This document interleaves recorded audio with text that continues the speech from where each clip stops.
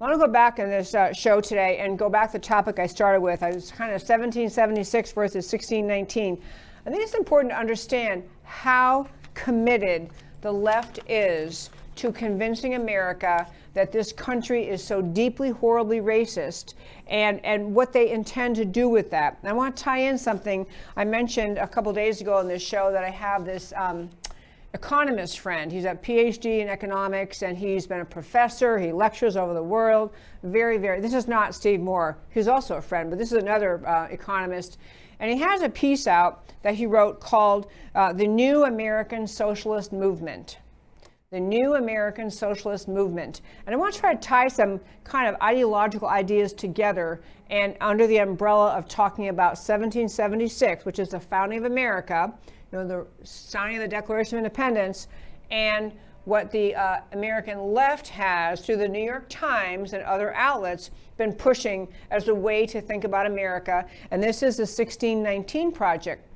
And I will tell you, as a little aside, I talked to a very liberal friend of mine who's, college educated, 2 master's degrees, brilliant, person, educationally, intellectually. But when I was pointing out the 1619 Project, and she's a huge leftist, huge, very, very far left. I was talking about the 1619 Project at the New York Times, and she said, well, that's ridiculous. I mean, that's silly. Who would believe that? And I kind of felt good after I talked to her, because I realized what the 1619 Project is intended to do is shift the attention of the American people away from the founding ideas of America, away from the beauty of the ideas in the Declaration of Independence. All men are created equal. We're endowed by our Creator with the rights to life, liberty, the pursuit of happiness, that we have rights simply because we were born. That's what it means, endowed by our Creator. Those beautiful ideas that were in the Declaration of Independence. And then we move forward after we had to have a little war with England, the Revolutionary War, got around to the Constitution. That document is intended to enable, to strengthen, to give structure to what the promises were that we started out the Declaration of Independence with. This is the whole idea of America. This is the idea of America rarely taught in public schools anymore. This is the idea of America that matters so much, that created America's abundance, prosperity, civil society, ordered liberty, America, the country that everyone wanted to come to, and still everyone impoverished in this world wants to come to. They all want to come to America. So you have the real America, the 1776 America, and you have the America the left, the New York Times is pushing out through their 1619 Project, which they define to say it is the America that is all about focusing in on the first time slave ships arrived on the shores of what is now America from Africa, and the first time the slave ships came, that was the beginning of America. And the entire premise of the 1619 Project that the New York Times launched is to tilt America's attention away from the extraordinary greatness of the ideas of the founding of 1776 and divert your attention over to no, America's not great, the country's not great, the founding ideas aren't great, the Declaration isn't great, the Constitution is great. It is a message to America. All you should be thinking about, all you should focus on is skin color. That's all. And America, the idea of the 1619 Project is to say America is a deeply horrible, evil, racist country, a country that has a horrible, evil, racist history. And there is institutional racism. There is systemic racism. There's racism under every rock. It is intended to divide America, to convince Americans to hate each other, to see each other in racial terms. It is intended to destroy the very fabric of the American culture. It is intended to make us hate each other. It is intended not to solve and smooth and move forward and find solutions for our problems.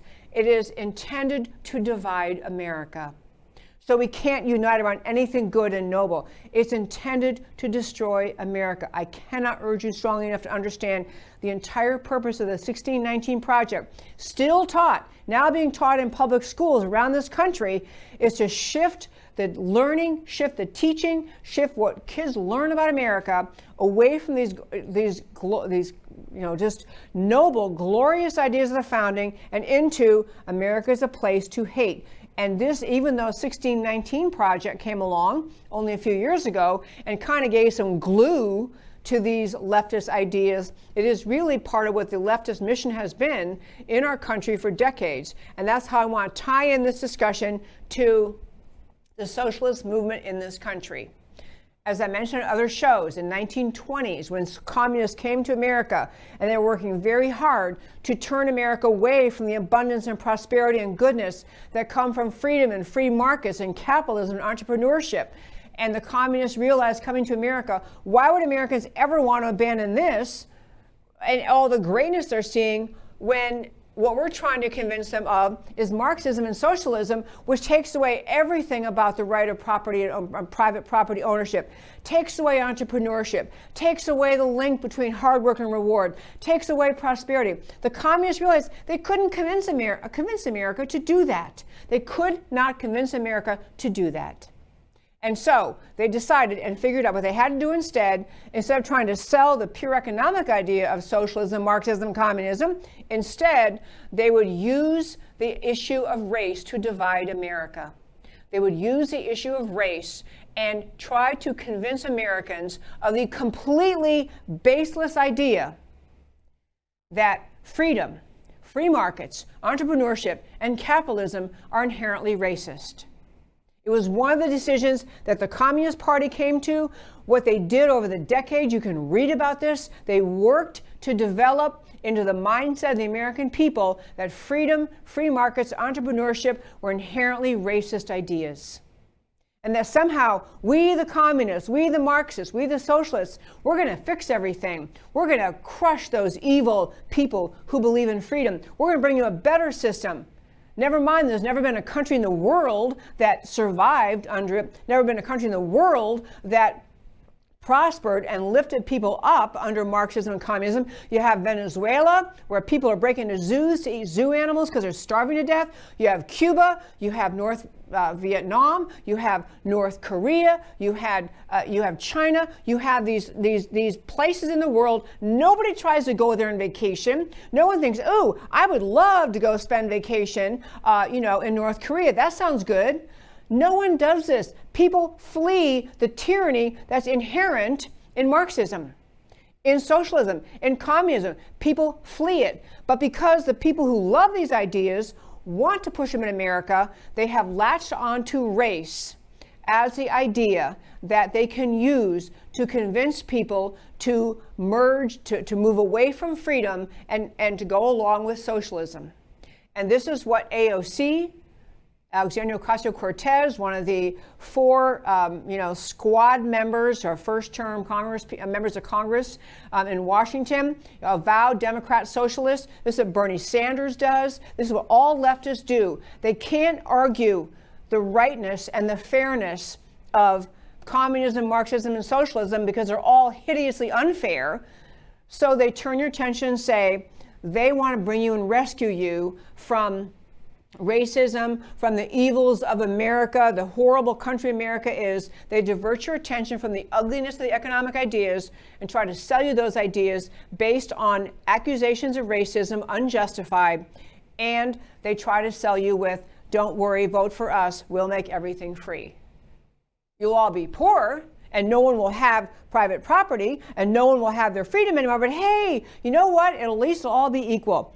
And I'm getting around to saying this, I think this whole juxtaposition in 2020 is a great thing, the more I think about it. 1776 embodies the ideas of America. Yes, America wasn't perfect. Everyone knows America wasn't perfect. We founded our country, they had to write into the Constitution. To get the country created, they had to write into the Constitution that slavery existed. They had to write it in and count slaves as 3/5 of a person, which I'll get to in a moment, why that was actually not the evil thing most people thought it was. And and women didn't have the right to vote. America wasn't perfect when founded, not perfect when the Constitution was written, but the ideas of the Declaration, they are the best ideas that ever founded a country. The ideas that say you have rights from God because you were born, the right to live in life, liberty, pursuit of happiness, that all men are created equal. When the founders got around to creating the Constitution, what they had to do to get the southern states that were slaveholding to come along was the southern states wanted to have the slaves counted as full citizens, just as the free people were. And the northern people are saying they don't, no, you know what? You're owning them as slaves. You can't, what you're doing is wrong. So they went to the compromise of 3/5. The 3/5 compromise was not about diminishing the value of black lives. It was about punishing slaveholders. You got to grasp this. The 3/5 argument was not about saying a black American who was a slave at that time only had the worth of 3/5 of a person. It was to punish the slaveholders, to give them less power in the southern states, to not allow them to have the full power in their population count for their state that would include a full count of people who are slaves, because those people don't have the rights that they should have had because they were slaves. It was a punishing slaveholders, diminishing the power of the slaveholders. So there, on the founding of our country, not perfect, but the ideas were perfect, and we move forward as a country, making ourselves better and better and better. But where we sit in 2020, we have what the left stands for, and I'm including Biden and the whole ilk on the American left, stands for the 1619 Project, fixated on race, never wanting to find solutions. They're never proposing solutions. They're simply attacking the idea of America. They are going along with the same Communist Party attack that they used to try to bring America around to rejecting freedom and going from Marxism. It's the same thing Biden and the left are doing today. The 1619 Project is using race as a vehicle to batter, clobber, and try to destroy the idea of America, to divert your attention from the greatness of the ideas of America. So and the conservative idea of 1776 is supporting the ideas of America's founding. And this is why I love so much that President Trump has he's actually created a commission, a 1776 commission. A little bit of the language he uses, these were just great language he talked about and why he created the 1619 Project. The narratives about America being pushed by the far left and being chanted in the streets bear a striking resemblance to the anti-American propaganda of our adversaries. Trump saying this in his remarks at the White House Conference on American History at the National Archives. He described the 1619 Project, the New York Times 1619 Project, a collection of essays that cast America as an irredeemably racist empire built solely to oppress minorities, as an ideological poison, an ideological prison. This is what the left tries to say about America. And President Trump, God bless that man, he always fights. He sees what the left has done. He sees what they've done in our schools. He sees what the 1619 Project is attempting to continue to do. He sees the Marxist movement using race to try to inspire people to hate America. And he's saying, no, we're going to restore love of America. The 1776 Commission is designed, aimed at promoting, in his terms, patriotic education. It's never right for patriotic education to mean to declare that everything in America is perfect, that nothing was ever wrong with anything that America ever did. That's not the point of this beautiful idea, the 1776 Project. The idea is to prop up the ideas that founded America, their greatness, their eternal strength, the ideas that could make any nation better and great. Make sure American youth understand that's what America is.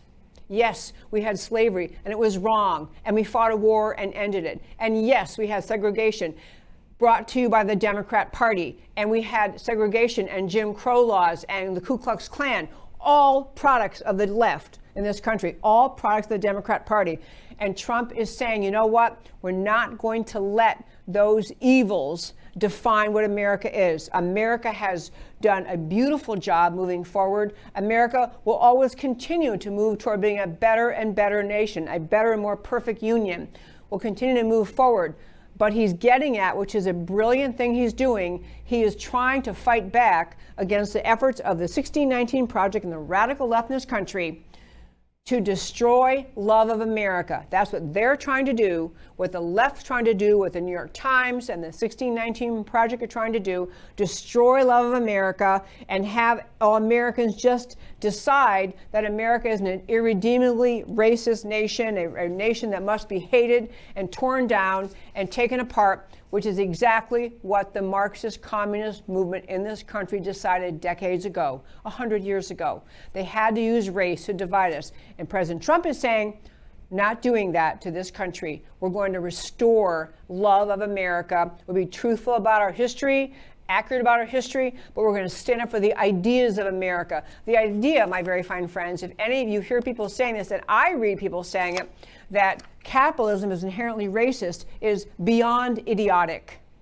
It's the most noble, fairest system ever to bless this earth. Capitalism, freedom, entrepreneurship have lifted up more people on this planet than any other idea ever has. Socialism, Marxism, communism have driven more people into misery and ruin than any other idea on this planet. So I want to commend, a reason I'll wrap up the show by saying this. President Trump is doing a noble, important, huge thing in stepping up and saying, we're going to publicly not just continue to deny the lies of the left, the attacks on America. It's not enough just to point out the left lies about America. We're going to say what's true about America, what's true about this great and noble country. He is standing up for the ideas of America. He is standing up against the lies of the left. And this is why when people, I hear some people say, well, I know President Trump does some good things, but, I don't like he said this one time, he did this one time. President Trump fights for what this country is. And fights against, he takes slings, arrows, insults, obnoxious attacks, and he stands up for what America is.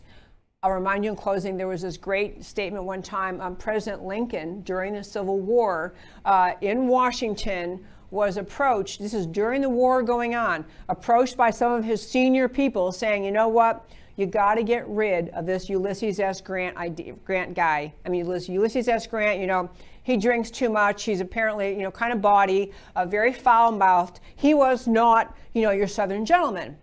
He was drank too much, very, very rough language. And so these advisors came to Lincoln and said, you got to get rid of him. I mean, he behaves badly. And President Lincoln said, I cannot spare him. He fights. This is where we are, people. In this time, in this country, we have a president standing up against this impending Marxist overthrow of our country, standing up against a radical left, enabling, allowing, perpetuating the leftist attack on America. And you have President Trump, and frankly, not too many other people in the Congress or Senate standing up for this country day after day. And this is the reason I think millions of Americans can see what I'm saying. Millions of Americans are right with him. And this is why, unless there's massive voter fraud, why President Trump will win re-election in a landslide.